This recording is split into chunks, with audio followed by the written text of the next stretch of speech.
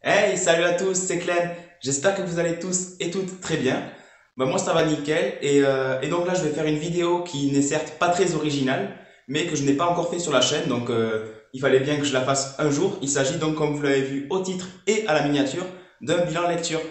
Et pour une fois, je trouve quand même que j'ai lu beaucoup, parce que voilà, avec les cours, tout ça, je trouve que j'ai lu plus que d'habitude. J'ai donc lu un total de 13 tomes, voilà.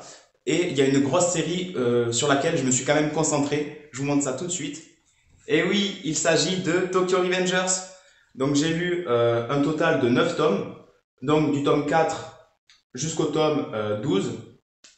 Et le tome 12 n'a pas fait exception. C'était aussi exceptionnel que tous les autres tomes.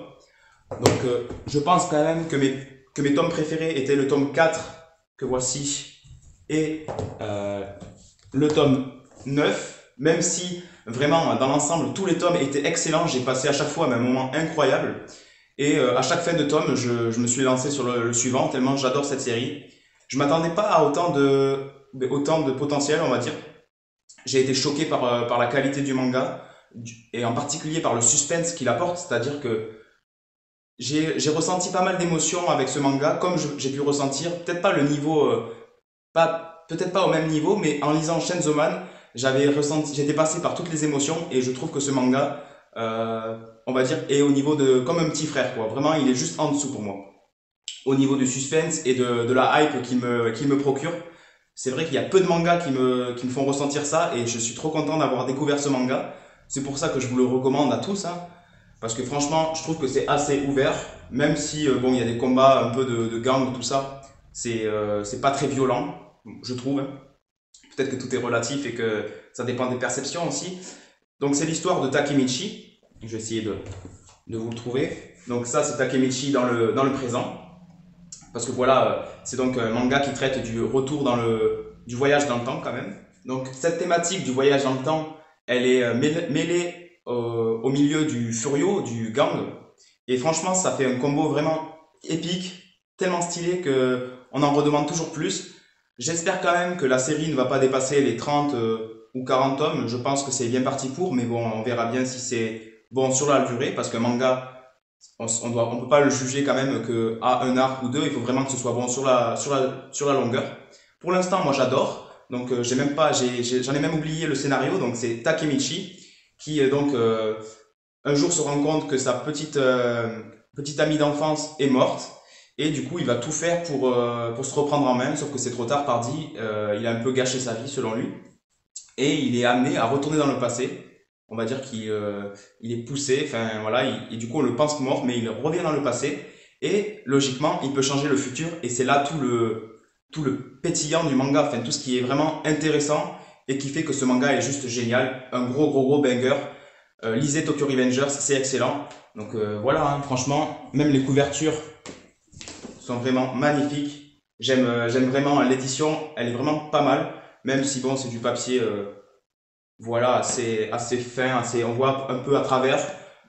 Glénat a quand même fait un bon travail, je trouve. Même si voilà, le collector du tome 18 là me laisse un peu perplexe. J'espère qu'il y aura un vrai collector, parce que pour moi, un vrai collector, c'est quand même une couverture alternative, ou alors tout simplement un goodies vraiment intéressant, comme l'artbook dans Frieren. J'en reviendrai très prochainement parce que je vais le lire et vous donner mon avis sur Frieren, parce que voilà, Aide le Fou remet à chaque fois des couches. Authentique s'y met aussi. Enfin, franchement, j'ai envie de craquer sur Frieren, mais c'est pas le sujet. Donc oui, je vais attendre qu'il y ait un bon collector pour me le prendre. Et, euh, et voilà, hein. Franchement, super manga. J'ai fini le tome 12 hier et je vais lire jusqu'au tome 15 que j'ai en ma possession. Puis je vais craquer et acheter les 3 derniers tomes qui me manquent pour être à jour. Parce que voilà, j'ai envie d'être tellement je suis dans la hype, j'ai envie de revenir au stade d'être à jour quoi et de pouvoir partager avec ceux qui le sont aussi. Parce que je pense que peu de monde est entre les deux comme moi à être au tome 12. C'est vrai que c'est trop addictif, on a envie de lire la suite et je vous le recommande, vraiment foncez. Donc voilà, je pense que j'en ai assez dit. C'était ma plus grosse lecture du mois, donc 9 tomes de Tokyo Revengers. J'ai adoré et j'espère que je vais continuer à apprécier cette série tout autant. On va pouvoir passer donc à la deuxième lecture du mois, qui n'est pas des moindres et que j'ai donc trouvé en allant à la mer il y a 2 semaines. Donc je vous renvoie vers le vlog parce que j'ai trouvé des mangas super intéressants. On enchaîne, c'est parti. Alors voici la deuxième lecture que j'ai pu faire ce mois-ci. Enfin, parce qu'en fait, voilà, là c'est le bilan lecture de, on va dire, mi-avril à donc fin mai. Parce que voilà, comme vous pouvez le voir, j'essaie de lire un maximum, de lire surtout aussi quand j'ai envie, quand l'envie me vient. Et pour Tokyo Revengers, il n'y avait aucun problème. Même pour cette série du coup qui est Terraform Mars, j'aurais vraiment adoré pouvoir lire la suite, mais je n'ai que le premier tome. Donc j'avais trouvé ce premier tome à 3,50 € pendant le vlog au Cap d'Agde. Si vous ne l'avez pas encore vu, n'hésitez pas à aller le voir, à aller voir la vidéo, parce que franchement je suis ravi des retours. Tout le monde était trop content. Et moi ça me régale quoi, parce que c'est vrai que je tiens à apporter ce caractère original à ma vidéo, à développer les vlogs, parce que c'est un format que j'adore. D'ailleurs, restez bien à l'affût parce qu'il y a du très très lourd qui arrive bientôt. Et voilà, merci pour les retours, ça fait trop plaisir. D'ailleurs, tout le monde m'a dit du coup que ce manga pouvait peut-être être un peu rare, parce que voilà, c'est l'édition 48 heures BD de Terraform Mars, donc je crois que ça date un peu cette édition. Mais j'ai regardé et franchement, tellement j'adore le manga, je vais la garder. Même si elle est un peu... C'est le seul manga que j'ai acheté là-bas qui était un peu en mauvais état. Bon, ça se comprend du coup. Et du coup, ouais, le manga incroyable. Je vous mets des planches juste ici. Les dessins sont vraiment excellents. On accroche directement à l'univers. Et pour vous dire, tellement ce tome 1 est complet, j'ai l'impression que c'était le début et la fin de l'histoire, vraiment. Et d'après ce qu'on m'a expliqué, parce que du coup, j'ai des collègues youtubeurs qui ont fait une vidéo dessus, en fait, c'est donc un manga qui a plusieurs arcs et surtout, oui, ça traite d'expédition sur Mars. Et là, du coup, c'était la première expédition. C'est un peu l'introduction au manga, si j'ai bien compris. Et j'ai trop hâte de lire la suite. C'est excellent. Je trouve quand même que les personnages étaient tous vraiment bien développés. Une grosse découverte. Franchement, ravi d'avoir commencé cette série. On me l'avait beaucoup recommandé et donc quand je suis tombé dessus en librairie, j'ai foncé, je l'ai acheté et à 3,50 €, pourquoi se priver? J'ai hâte d'acheter la suite. C'est un manga dont je compte me faire l'intégrale, c'est bel et bien sûr. J'espère que ça va être tout aussi excellent sur la longueur également, tout comme Tokyo Revengers. Et c'est vrai que du coup maintenant ça va être difficile à trouver d'occasion parce que j'ai du mal à me dire, ok, j'achète une offre sur Le Bon Coin, il y a par exemple l'intégrale, mais j'ai du mal à me dire, je rachète le tome 1 en fait, parce que je sais que il sera ce sera un peu du bête, parce que par exemple quelqu'un qui serait vraiment intéressé, qui n'aurait pas le tome 1, ben, je préfère la laisser à cette personne que acheter l'intégrale et puis au final me retrouver avec 2 tomes 1. Et même si, bon, je pense que je serai obligé si je veux les trouver d'occasion. Sinon, j'essaierai de me renseigner si tous les tomes sont trouvables neufs. Même si je pense que c'est quand même une série un peu dure à trouver. J'avais fait quelques librairies, ben, du moins encore une fois dans le sud, c'est pas si simple à trouver les mangas qu'on veut. Mais excellente surprise, j'ai adoré. Voilà, on passe avec l'avant-dernière série que j'ai lue et plutôt continuée ce mois-ci. C'est parti.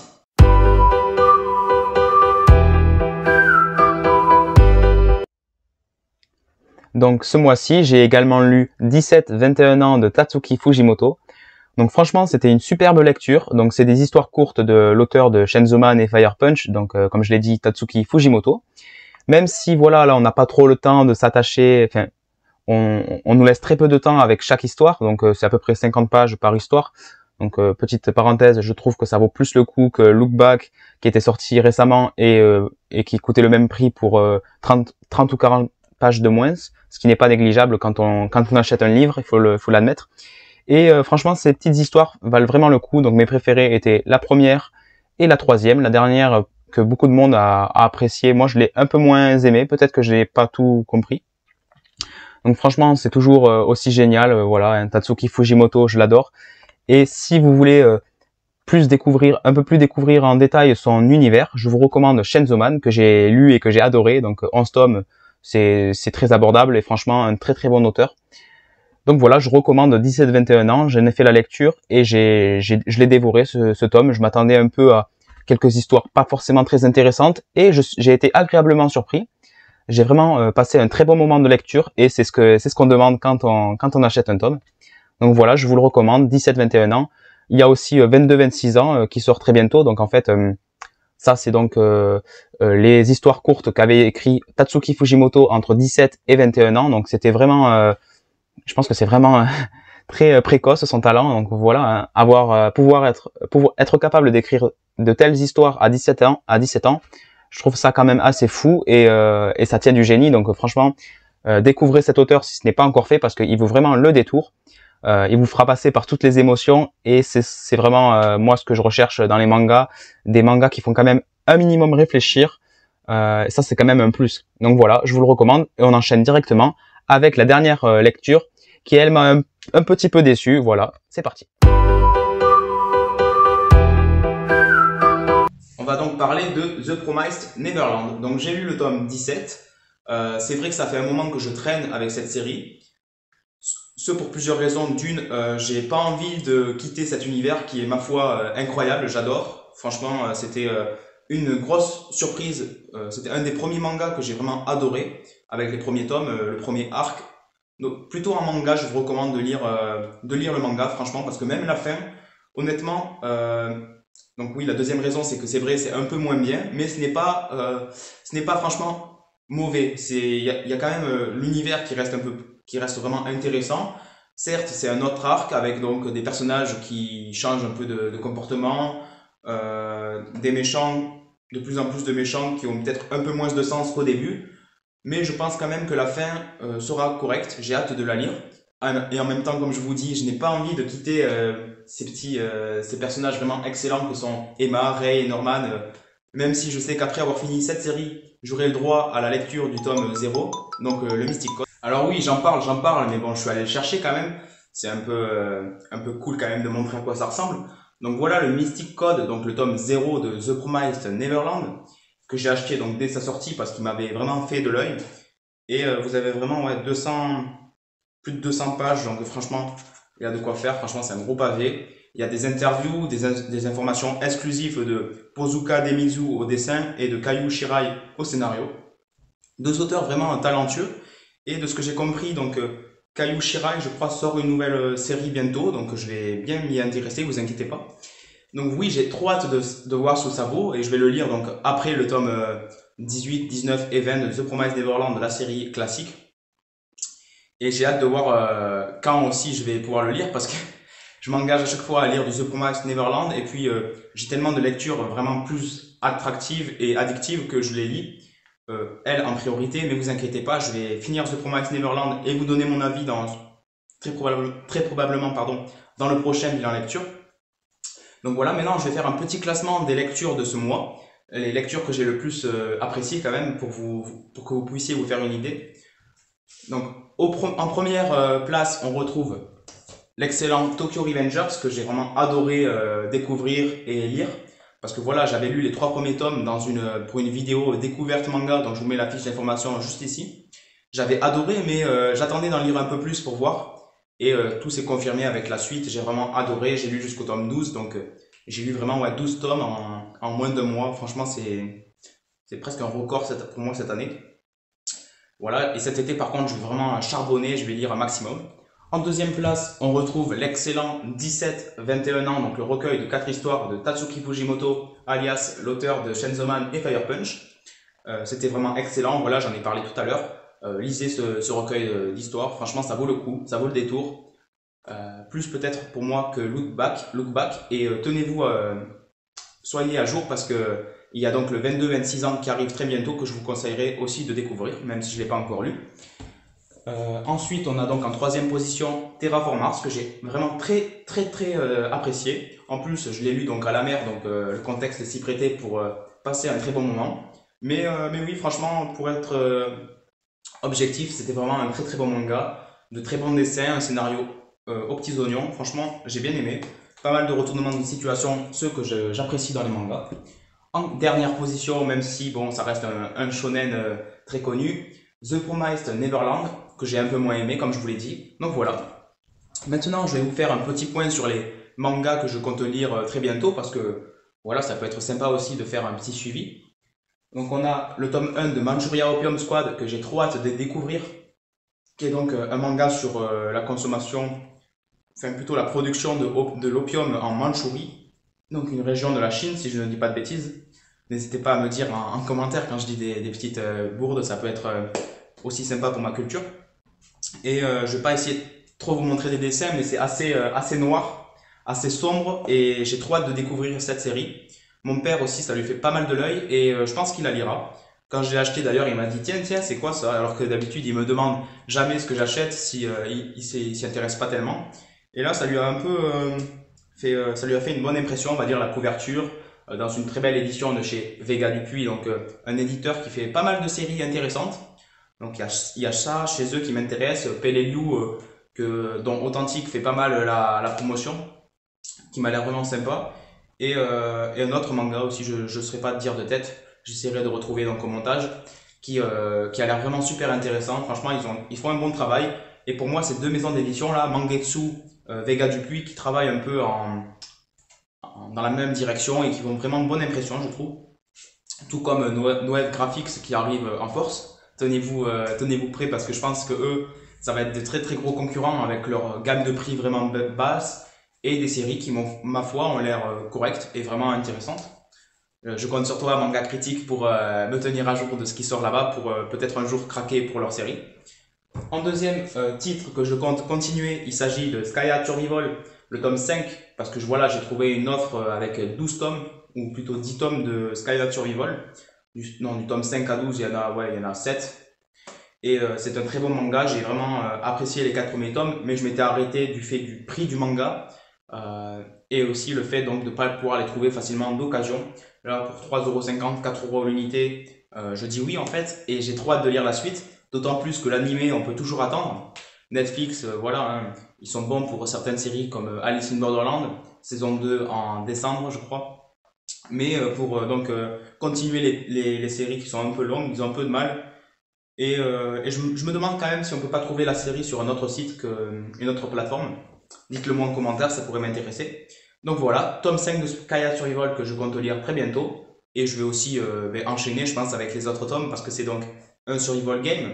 Le survival game est quand même un genre de manga qui me plaît beaucoup.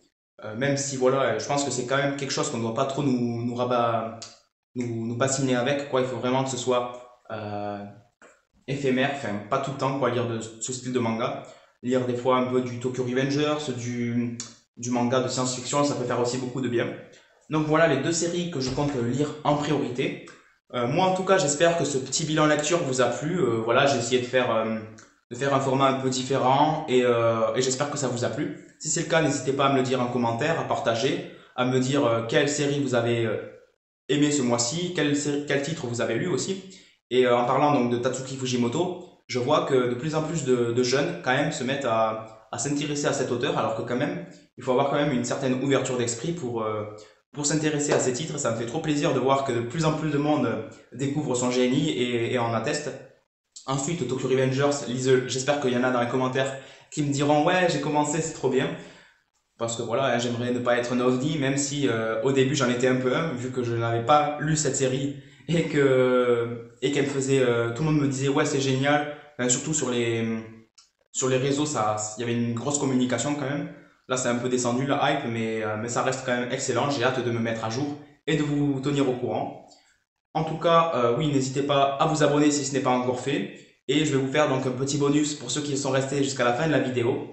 Je vais donc vous montrer une petite avant-première d'une vidéo Mangatech intégralité de ma collection qui arrive donc dans 2 semaines, même pas. Donc voilà, je vous amène avec moi. Vous avez donc un petit bonus. J'espère que ça va vous plaire. Alors voilà le bonus en question, donc un petit avant-goût de la vidéo Mangatech, parce que là il y a même pas, je pense, 50% de ma collection. Donc en haut on a donc les One Piece, mais je vous montre très rapidement, vous verrez s'il y a des trucs qui vous intéressent. Parce que tout ça je le représenterai en détail donc dans ma vidéo Mangatech, en espérant avoir la place de tout caser, parce que comme vous pouvez le voir c'est assez rempli, alors que j'en suis même pas à la moitié. Donc voilà, j'ai dû ramener un autre meuble avec quelques petits goodies et tout pour stocker un maximum de trucs.